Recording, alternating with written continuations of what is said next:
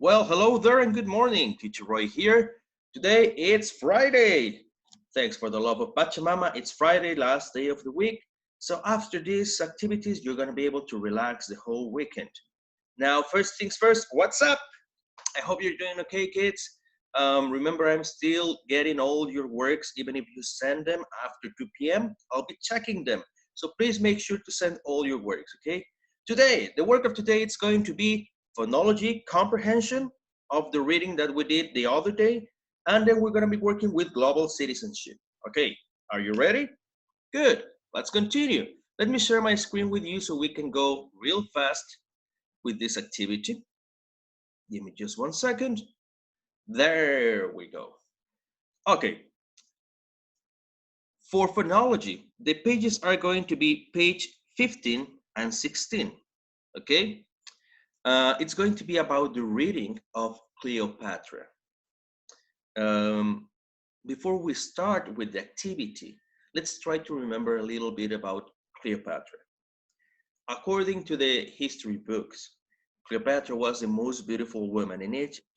She had a relationship with Julius Caesar and with other Roman figures that were important in that time. She was also a very intelligent and extremely successful leader, but she's only remembered as the most beautiful woman in Egypt. Now, uh, remember that in this time, the pharaoh was only a man. Women would never be in charge of something so important, a figure of authority. But Cleopatra did it. So, given this information that we already saw in many other moments that we have had in the school, let's go down to business with activity that we have here. So check your understanding. It's about the reading, like I said, that we did before, and it says here, how would you describe Cleopatra? Think of 4 adjectives that could describe her and write them in the left column. Remember, adjectives are words used for describing people, animals, things, or places. Then support each word with a detail from the story explaining why you chose that adjective, and then you have to write it in the right column. So here goes the 4 adjectives. I don't know, beautiful. And then the supporting details that are in the story. You have to remember what you read. So beautiful. It says that she is beautiful because there was no one like her in the Egyptian empire. I don't know, that's an example. I'm not saying that that comes in the reading, but you have to remember what comes in the reading, okay? So you have to do that part. It's the first part, 4 adjectives and the supporting details that come in the reading. Very good. Let's go to the next activity. Some of the challenges Cleopatra faced are listed in this box on the left. Write the result of each challenge in the box on the right. What does it mean with the result? Okay, let's see the first one, okay? Challenges. Cleopatra's father died when she was 18. Okay, so that is the most difficult part that is going to happen in that moment. Her father died when she was 18. Okay, what happened? What was the reaction to that? How did she manage to go ahead? What did she do? Okay, the result of this action, you have to write it in here. Okay, how am I going to know the result? Again, the reading. Okay, make sure to remember the reading. If you don't remember the reading, go back and read it again. It won't take you more than 5 minutes. Okay, so make sure to do it.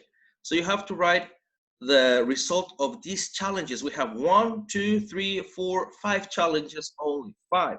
So you need to write the 5 results of these challenges, how they change Cleopatra's life. Okay, good. That is for page 15. Let's go now to page 16. We are still going with Cleopatra, okay? Enrich, going deeper. Cleopatra's name means glory of her father. That's a beautiful meaning. In Egyptian, obviously. Why do you think she was given this name? How did her father's expectation shapes Cleopatra's life? What does it mean with this?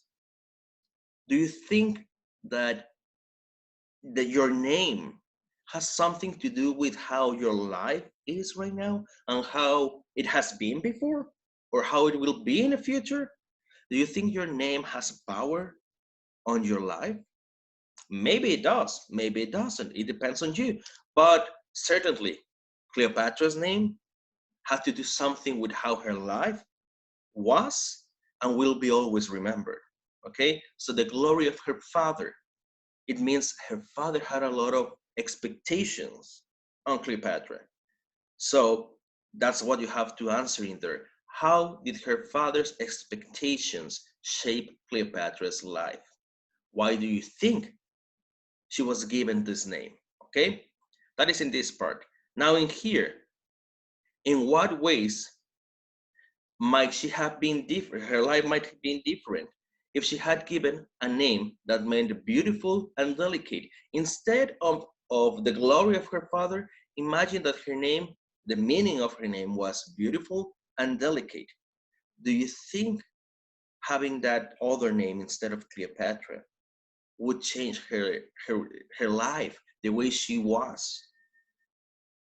Maybe yes, maybe not. It's up to you. Then we go to this other part in here, and it says, if you were given an Egyptian name, what would it mean? You have to imagine it and then write it. And then you have to write the reason. Because this, because that, okay? So my Egyptian name would be, I don't know, Anubis, like the god. Why? What does it mean? Okay, it means this, and that. You can search for Egyptian names on the internet, or you can invent, create your own. Okay, no problem at all with that. And then in here, Cleopatra was incredibly intelligent and a successful leader of Egypt. She's often remembered simply as beautiful, just beautiful. Why do you think her looks are remembered more than her intelligence and the work she did for Egypt? How do you think she should be remembered? Okay, so in these lines in here, what you have to do is, do you think she has to be remembered only as beautiful? What about her intelligence? What about her leadership? How do you think she should be remembered? That's what you have to write in here, okay? That is for phonology, pages 15 and 16. That is comprehension about the reading. Let's go down to global citizenship, okay? Global citizenship, you have a reading too. It says that sub-Saharan Africa. In here, what you're going to be doing is read this little text that we have in here about a family trip to the sub-Saharan Africa. Okay, here you have information about the family trip, and then you have an information, information about what they can do in their African vacation. I suggest you watch the little video, as always, to have a little extra info, maybe with the images, maybe with the text. You know, it changes every time we click on the video about this activity that we're going to do. But yeah, the main idea is, like it says in here, read the following text. You have to read this and you have to read this too. And then after you read it, we're going to go right here to this part. Yes, I know we have an activity up here. Don't worry about it. It's not necessary to do it. We're going to this part. And in this part, yes, you have to do it. You have to answer the following questions according to what you just read above. According to the advertisement, that is the one on the right side of the page up there, how much per person does it cost to go to the sub-Saharan Africa? Number two, name one of the places listed in the advertisement that you can visit in the sub-Saharan Africa. There's going to be more information there on the right side. What are two types of animals Sam and his sister were looking forward to seeing on their trip? That is in the other side of the information of the text that you were reading. And then in here, where did each person in Sam's family want to go during the trip? Where did Sam want to go? Sam's sister, Sam's mom, and Sam's dad. You have to write the places, okay? After that, you have a little activity in here that you're supposed to make an advertisement, but since I don't want you to send an audio or a video because it's going to take too much time for you, and maybe mom or dad is not going to be able to help you do it. Don't worry about it. We're going to skip as well these activities, not necessary to do it.